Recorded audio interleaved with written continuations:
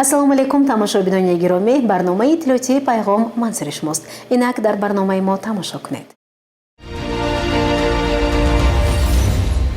дар маҷлиси фаъолони шаҳри Панҷакент натиҷаҳои рушди иҷтимоию иқтисодӣ дар соли 2025 таҳлилу баррасӣ гардида, барои соли 2026 нақшаи вазифаҳо муайян шуданд. дар маҷлиси фаъолони шаҳри Панҷакент бо иштироки намояндаи ҳукумати ҷумҳурии Тоҷикистон, президенти Академияи Миллии илмҳои ҷумҳурии Тоҷикистон Қобилҷон Хушбахтзода, муовини якуми раиси вилояти Суғд Суҳайли Қурбонзода, раиси шаҳри Панҷакент Абдухолиқ Холиқзода асосан натиҷаҳои ҷанбасти рушди иқтисодӣ ва иҷтимоии шаҳри Панҷакент дар соли 2025 ва нақшаи вазифаҳо барои соли 2026 мавриди таҳлилу баррасӣ ва нақшабандиҳои навбатӣ қарор гирифт. аз рӯи ин масъала муовини раиси шаҳри Панҷакент Хусрав Дӯстбойзода гузориши муфассали таҳлилӣ арзёбӣ кард. аз ҷумла ӯ изҳор дошт, ки дар соли 2025 дар шаҳри Панҷакент нақшаи қисми даромади буҷети шаҳр 95.8% иҷро гардид, ки ин нишон дод нисбат ба ҳамин давраи соли 2024 131.3 миллион сомонӣ зиёд мебошад. ҳамзамон таъкид гардид, ки ба ҳолати 1 декабри соли 2025 қарзи корхонаю ташкилотҳо аз ҳисоби андозҳо бо дар назардошти бақияпулиҳои андози иҷтимоӣ 21.3 миллион сомониро ташкил дод, ки ин нишондод дар муқоиса ба аввали сол ба маблағи 16.3 миллион сомонӣ зиёд мебошад. вобаста ба рақамикунонӣ ва пардохтҳои ғайринақдӣ, ки дар асоси иҷрои фармони президенти ҷумҳурии Тоҷикистон муҳтарам Имомалӣ Раҳмон аз 22 июни соли 2023 дар бораи тадбирҳои вусъат додани ҳисоббаробаркуниҳои ғайринақдӣ ӯ иттилоъ дод, ки ба ҳолати 1 январи соли 2026 дар ҳудуди шаҳр 100% шумораи умумии субъектҳои ҳисоботдиҳандаи шахсони ҳуқуқӣ ва 85% соҳибкорони инфиродӣ ҳисоботи худро ба таври электронӣ пешниҳод намуданд. дар гузориш пиромони натиҷаҳои ҷанбаст дар соҳаи соҳибкорӣ ва сармоягузорӣ, гардиши савдо ва содирот, кишоварзӣ, сохтмон, меъморӣ, нақлиёту алоқа, меҳнат, муҳоҷират ва шуғли аҳолӣ, суғуртаи иҷтимоӣ ва нафақа, маориф ва илм, тандурустӣ ва кор бо занон, вазъи нигаҳдории тартиботи ҷамъиятӣ ва дигар масъалаҳое, ки ба рушди иқтисодиву иҷтимоии шаҳру деҳоти Панҷакент марбут аст, маълумоти муфассал ироа гардид. аз тарафи раиси шаҳр Абдухолиқ Холиқзода, намояндагони ҳукумати ҷумҳурии Тоҷикистон ва мақомоти иҷроияи ҳокимияти давлатии вилояти Суғд, роҳбарони воҳидҳои сохторӣ, раисони ҷамоатҳои деҳот ва дигар шахсони масъул мавриди пурсишҳои ҷиддӣ қарор гирифтанд. дар маҷлиси фаъолон раисони ҷамоатҳои деҳот дар бораи натиҷаҳои ҷанбасти фаъолияти хеш дар соли 2025 гузориш дода, ҳамзамон нақшаҳои навбатиро дар соли 2026 ба истиқболи 35-мин солгарди истиқлоли давлатии ҷумҳурии Тоҷикистон арзёбӣ карданд. раиси шаҳр Абдухолиқ Холиқзода аз роҳбарони воҳидҳои сохторӣ ва раисони ҷамоатҳои деҳот қотиёна талаб намуд, ки дар соли фархундаи 35-мин солгарди истиқлоли давлатии ҷумҳурии Тоҷикистон мо бояд дар партави дастуру супоришҳо, махсусан нишондодҳои паёми навбатии пешвои миллат президенти ҷумҳурии Тоҷикистон муҳтарам Имомалӣ Раҳмон, ки санаи 16 декабри соли 2025 ба маҷлиси олии ҷумҳурии Тоҷикистон ироа намуданд, тамоми ҷаҳду талошҳои хешро барои вусъати корҳои ободонӣ, сабзу хуррамгардонӣ, истиқболи сазовори ин санаи фархунда ва бо ин васила боз ҳам ободу зебо сохтани диёри бостониямон ва баландбардоштани сатҳи зиндагии мардум равона созем. мавриди зикр аст, ки дар маҷлиси фаъолон прокурори шаҳри Панҷакент, мушовири адлияи дараҷаи 1 искандар раҳматзода низ андешаву мулоҳизоти хешро дар бораи баъзе камбудиҳое ки дар соли 2025 вобаста ба иҷро нашудани нақшаи картошка ва дар самти кишоварзӣ ба ҳадаф нарасидани як қатор хоҷагиҳои кишоварзӣ ва дигар масъалаҳое ки имрӯз ба рушди иқтисодиву иҷтимоии шаҳри Панҷакент хеле муҳим аст андешаҳояшро баён кард. ӯ таъкид намуд ки ин масъала дар як машварати калон низ мавриди таҳлилу баррасӣ қарор мегирад. прокуратури шаҳри Панҷакент дар ҳамбастагӣ бо мақомоти иҷроияи маҳаллӣ, ҳокимияти давлатии шаҳри Панҷакент ва дигар мақомоти марбута дар самти рушди соҳаи кишоварзӣ, таъмини оби полизӣ, пардохти маблағҳои андоз, маблағҳои об ва дигар тадбирҳое ки ба рушди соҳаи кишоварзӣ марбут аст масъалаҳоро баррасӣ намуда масъулинро вазифадор хоҳад кард. дар маҷлиси фаъолони шаҳри Панҷакент намояндаи ҳукумати ҷумҳурии Тоҷикистон, президенти Академияи Миллии илмҳои ҷумҳурии Тоҷикистон Қобилҷон Хушбахтзода, муовини аввали раиси вилояти Суғд Суҳайли Қурбонзода ба сухан баромада бори дигар дар бораи натиҷаҳои ҷанбасти рушди иқтисодиву иҷтимоии шаҳри Панҷакент андешаву хулосаҳои хешро баён карданд. онҳо таъкид карданд ки имрӯз вазифаи мо ҳамагон дар партави дастури супоришҳо ва нишондодҳои паёми навбатӣ пешвои миллат президенти ҷумҳурии Тоҷикистон муҳтарам Имомалӣ Раҳмон бо дастовардҳои арзанда истиқбол намудани 35-мин солгарди истиқлоли давлатии ҷумҳурии Тоҷикистон мебошад.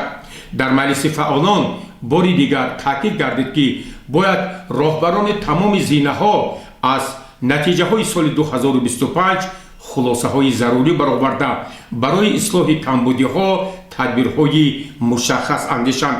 дар хотимаи маҷлиси фаъолон раиси шаҳри Панҷакент Абдухолиқ Холиқзода изҳор дошт ки тибқи нақшаи чорабиниҳо дар шаҳри Панҷакент бахшида ба ҷашни 35-мин солгарди истиқлоли давлатии ҷумҳурии Тоҷикистон таъмиру бунёди 984 иншоот ба нақша гирифта шуд ва то ба имрӯз 996 иншоот ё 101.2% онҳо бунёд ва мавриди истифода қарор гирифтанд.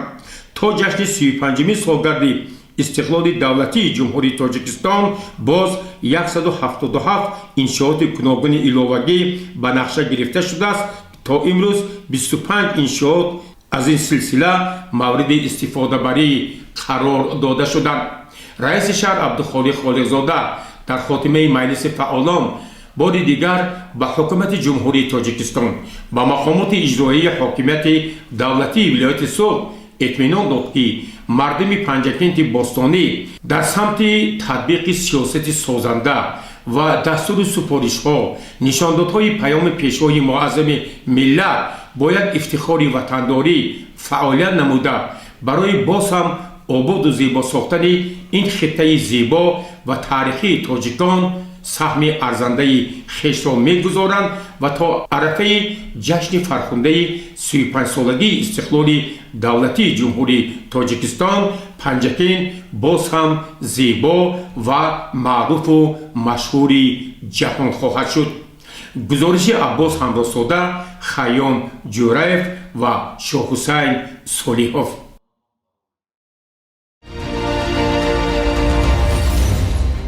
идомаи барнома раиси шаҳри Панҷакент Абдухолиқ Холиқзода бо мақсади шиносоӣ бо иншооти ҷашнӣ ва рушди деҳот дар ҷамоати деҳоти Вору сафари кории навбатӣ анҷом дод.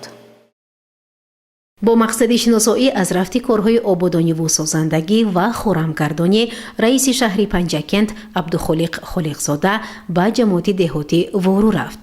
сафари корӣ аз кори неку ояндасоз оғоз ёфт. бо иштироки раиси шаҳри Панҷакент, пирони рӯзгордидаву омӯзгорони собиқадор дар деҳаи марғидари болои ҷамоати деҳотӣ Вору барои бунёди бинои нави муосири таълимӣ санги асос гузошта шуд. Зимни муаррифии лоиҳа иттилоъ дода шуд, ки бинои нави таълимӣ рақами 73 аз 3 ошёна ва 17 синфхона иборат буда, барои фарогирӣ то 900 нафар хонанда дар дубаст пешбинӣ шудааст.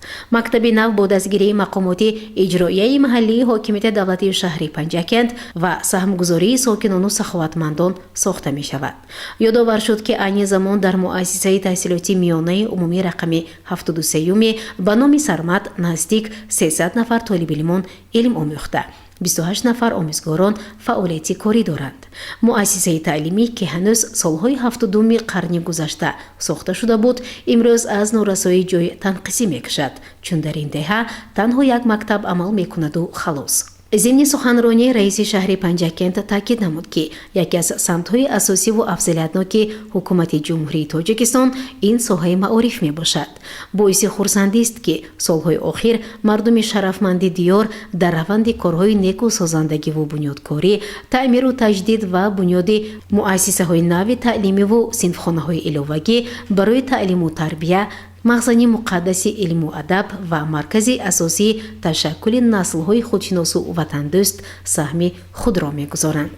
бо ин мақсад ба ҳамаи сокинон, мардуми заҳматкашу сарбаланди деҳаи марғидари боло изҳори сипос карда, ҳамзамон таклиф карда шуд, ки дар деҳа як муассисаи таҳсилоти томактабии муосир низ сохта ба истифода дода шавад, зеро зинаи аввал баъд аз тарбия дар оила аз кӯдакистон ва фаъолияти хуби мураббиён оғоз мешавад.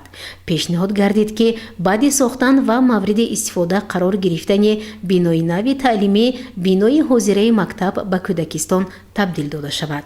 қайд гардид, ки мо ҳама бояд сарҷамъона кӯшиш намоем, ки фарзандонамонро бо маърифат, соҳибкасб, дар рӯҳияи муҳаббат ба илму дониш, ифтихор аз фарҳанги пурғановати аҷдодӣ ва бо эҳсоси баланди худшиносиву ватанпарастӣ тарбия намоем.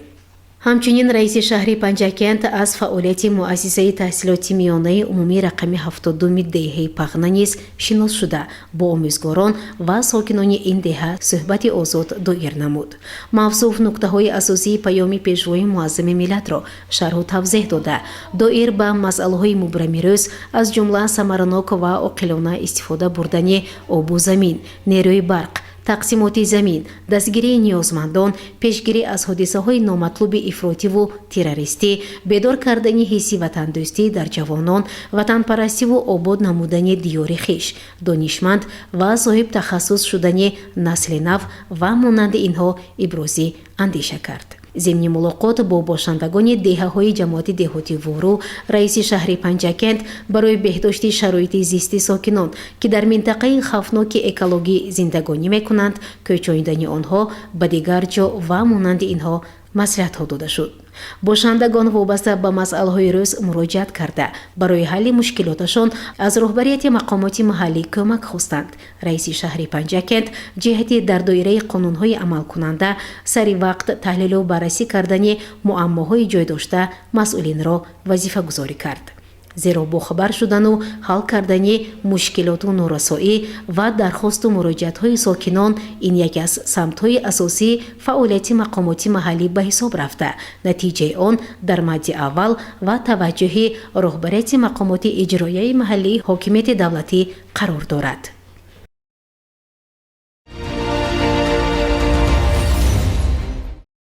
дар идомаи сафар раиси шаҳри Панҷакент Абдухолиқ Холиқзода бо рафти бунёди 25 хонаи истиқоматӣ барои муҳоҷирони экологӣ дар наздикии деҳаи Гулистони ҷамоати деҳоти Вору шинос гардид. бояд гуфт, ки сохтмони ин манзилҳо дар доираи ҳамкориҳои ҳукумати ҷумҳурии Тоҷикистон бо шарикони рушд аз ҷониби ташкилоти ҷамъиятии хайриявии Тоҷикистон бунёд карда мешавад. тибқи лоиҳа дар марҳилаи аввал сохтмони 25 манзил барои оилаҳои ниёзманд, инчунин инфрасохтори иҷтимоӣ аз ҷумла мактаб ва маркази тиббӣ низ пешбинӣ шуда ба беҳтар шудани шарту шароити зиндагонии сокинон нигаронида шудааст. Дар назар аст ки хонаҳои нави истиқоматӣ дар арафаи 35-уми солгарди истиқлоли давлатии ҷумҳурии Тоҷикистон ба бошандагон бо тантана тақдим карда шавад. Зимни шиносоӣ аз рафти корҳои сохтмонӣ ба анҷом расида, раиси шаҳри Панҷакент вобаста ба насб ва таъмин кардани мардум бо хатти барқ ва оби нӯшокӣ, таъмири роҳҳо ва бо сифати хуб анҷом додани корҳо ба масъулин супоришҳо дод. ҳамзамон роҳбарияти мақомоти маҳаллӣ аз заминҳои кооперативи тиҷорати ин мавзеъ дидан намуда ба раиси ҷамоат ва дигарон дастур дод, то дар гирду атрофи ин ҷо боғҳои интенсивӣ ташкил карда шавад. ҳамчунин ба маъракаи ниҳолшинонӣ низ омодагии ҷиддӣ дида шавад.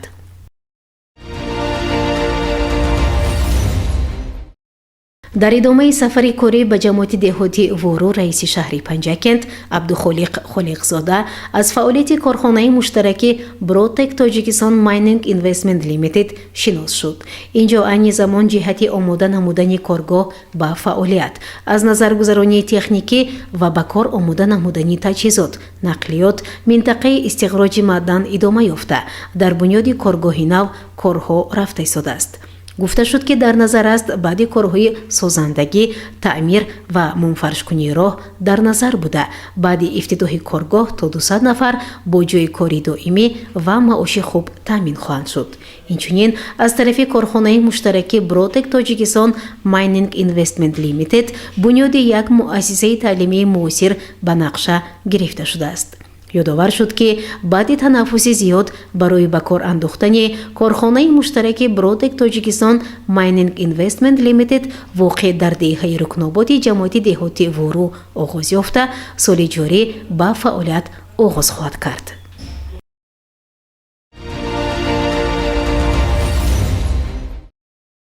яке аз самтҳои муҳим ва асосии сиёсати иҷтимоии давлату ҳукумат, махсусан сарвари давлат, пешвои муаззами миллат муҳтарам Эмомалӣ Раҳмон, ин дастгирӣ намудан ва кӯмак кардан ба шахсони ниёзманду оилаҳои камбизоат, нафарони имконияташон маҳдуд дошта мебошад.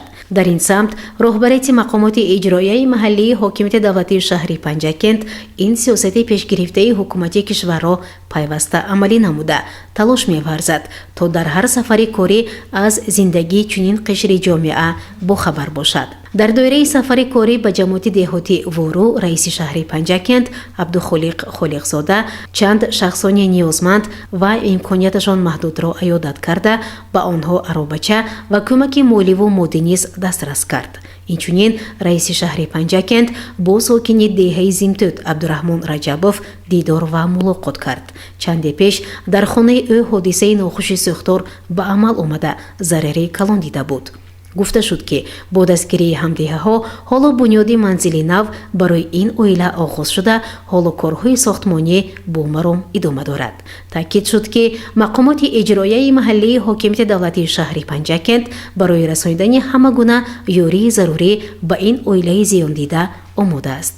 зеро давлату ҳукумат мақомоти иҷроияи маҳаллии ҳокимияти давлатӣ барои дастгириву ғамхории сокинон тадбирҳои зарурӣ амалӣ менамояд. гузориши Муиниса Атамуллоева ва Шоҳусайн Солеҳов.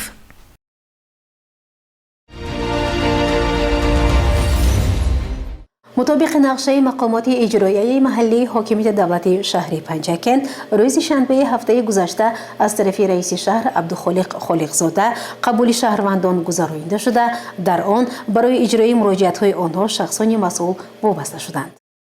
рӯзи шанбе 24 январи соли равон раиси шаҳри Панҷакент Абдухолиқ Холиқзода шаҳрвандонеро ки барои ҳалли масоили худ ба қабули шаҳрвандон омада буданд ба ҳузур пазируфт.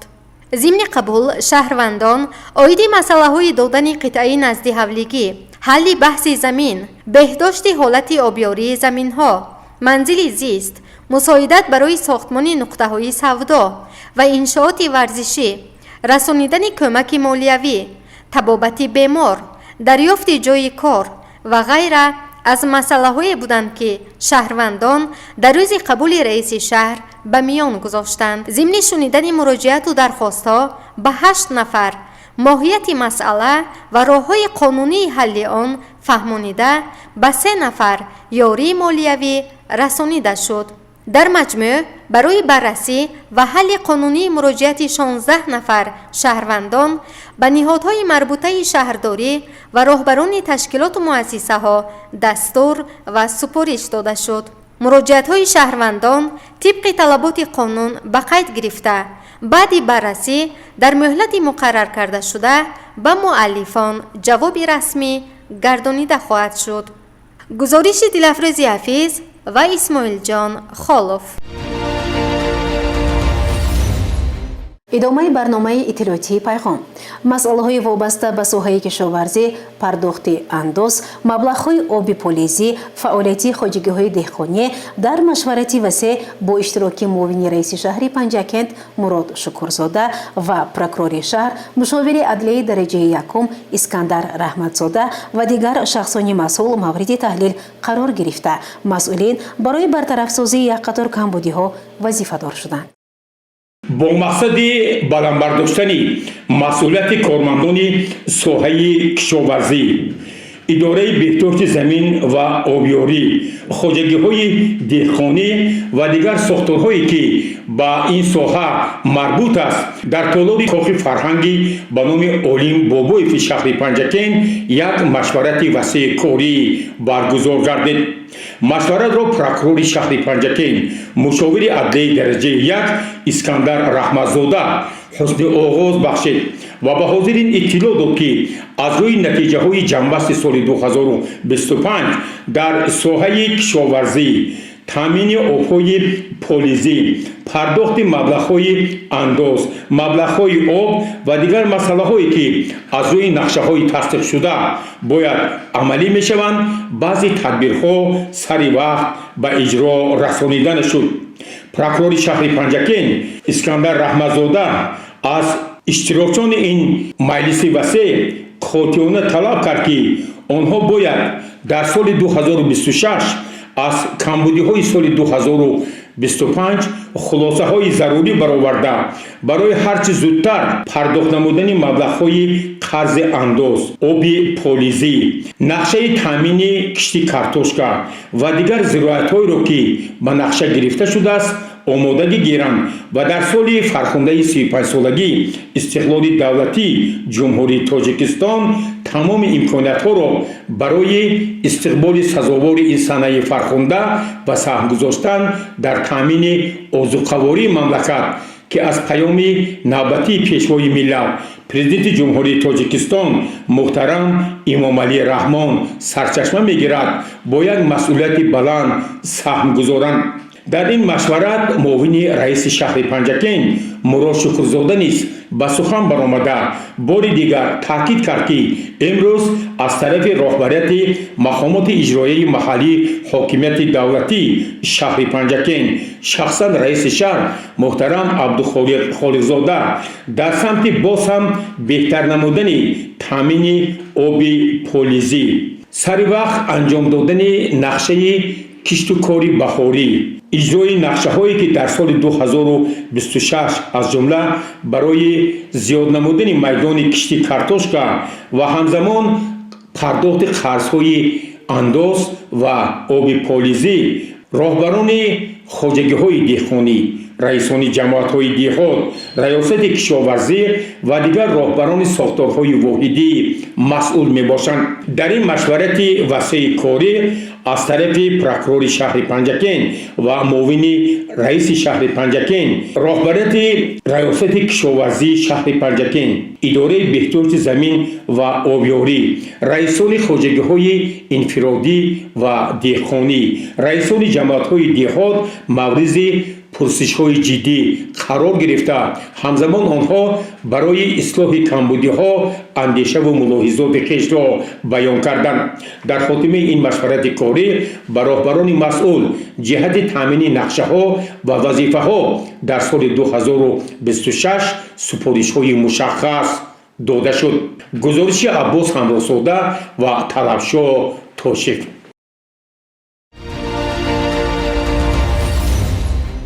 дар шаҳри Панҷакент нахустин маркази оши палов бунёд мешавад. идомаи ин мавзӯъ дар гузориши ҳамкасби мо Далери Бозор. дар шаҳри Панҷакент корҳои сохтмонӣ бо маром идома доранд. дар миёни даҳҳои иншооти навбунёд маркази оши Палав бо тарҳу ҳадафи худ мавқеи хосро ишғол мекунад. Иншоот ҳамчун рамзи эҳёи арзишҳои миллӣ ва гиромидошти таоми суннатии тоҷикон бунёд меёбад. марказ аз 3 ошона иборат буда бо тарҳу намои миллӣ истифодаи унсурҳои меъмории суннатӣ ва мутобиқ ба талаботи муосир сохта мешавад. дар ҷараёни сохтмон ба сифати корҳо ва риояи меъёрҳои меъморӣ диққати ҷиддӣ дода шудааст. ساختمان مرکز سال 2025 ماه مارت سنگ اول گذاشته شد و این انشاءات را ما در دوام 9 ماه قریب به اتمام رساندیم. کارهای ساختمانی به اتمام است، فقط حاضر کارهای آرایشی و پرداختگری در این وی مانده است. بیشتر 200 حاضر تیزه‌هاش را وصل میکنند. بعد از این کارهای بیرونی فساد آغاز می‌یابد. оши Палав барои миллати тоҷик рамзи иттиҳод, эҳтиром, меҳмоннавозӣ ва фарҳанги ҳазорсола мебошад. бесабаб нест ки таоми миллии тоҷикон оши Палав ҳамчун ҷузъи фарҳанги ғайримоддӣ ба феҳристи мероси фарҳангии башарии ЮНЕСКО ворид гардидааст. бунёди чунин марказ дар Панҷакент шаҳодати равшани таваҷҷӯҳи давлат ба ҳифзу тарғиби мероси миллӣ ва муаррифии он дар арсаи байналмилалӣ мебошад. бинои мазкур метавонад дар як баш 400 нафар меҳмононро қабул карда метавонад. дар ин бино дар ошона якумаш пахона барои сарфхона ва нигоҳдории сабзавот мевҷод, дуюмаш барои маркази ош ка дар инҷо дар давоми 24 соат ҳамвақт оши таърихи оши Панҷакент мешавад. ошони дуюм сеюмаш ҳам тарабхона меҳмононро мо қабул карда метавонем. маркази оши Палав баъди ба истифода додан на танҳо макони хизматрасонӣ, балки ҷойгоҳи муаррифии фарҳанги таомпазии тоҷикон хоҳад шуд. дар он имконият фароҳам меояд ки меҳмонону сайёҳон бо тарзи омода намудани оши Палав, анъанаҳои марбут ба он ва ҷойгоҳи ин таом дар фарҳанги тоҷикон аз наздик шинос шаванд. иншоот ҳамзамон ба рушди соҳаи хизматрасонӣ, таъсиси ҷойҳои нави корӣ ва баланд бардоштани сатҳи ҷалби сайёҳон мусоидат мекунад. бо бунёди чунин марказҳо шаҳри Панҷакент симои нави фарҳангиву сайёҳӣ касб менамояд. дар шароите ки кишвар ба ҷашни 35-солагии истиқлоли давлатӣ омодагӣ мебинад, чунин иншоот на танҳо рамзи пешрафти иқтисодиву иҷтимоӣ, балки нишонаи тақвияти худшиносии миллӣ ва ифтихор аз давлатдории тоҷикон мебошанд. маркази оши Палав ҳамчун як гӯшаи муҳими фарҳангӣ минбаъд ба макони ҷамъ омадани мардум, эҳёи суннатҳо ва тарғиби таоми миллӣ табдил хоҳад ёфт. Панҷакент имрӯз таҳти сиёсати хиратмандонаи пешвои муаззами миллат муҳтарам Эмомалӣ Раҳмон бо қадамҳои устувор ба сӯи ободӣ, рушди фарҳанг ва таҳкими арзишҳои миллӣ ҳаракат мекунад ва бунёди маркази оши Палав боз як далели равшани ин раванд мебошад. Далери Бозор, Хаём Ҷуразода, шаҳри Панҷакент, Ахбор. тамошобинони азиз, дар ҳамин ҷо барномаи иттилоотии пайғом ба поён мерасад. барои ҳар яки шумо саломатиро хоҳонем. хайр, шоду пирӯз бошед.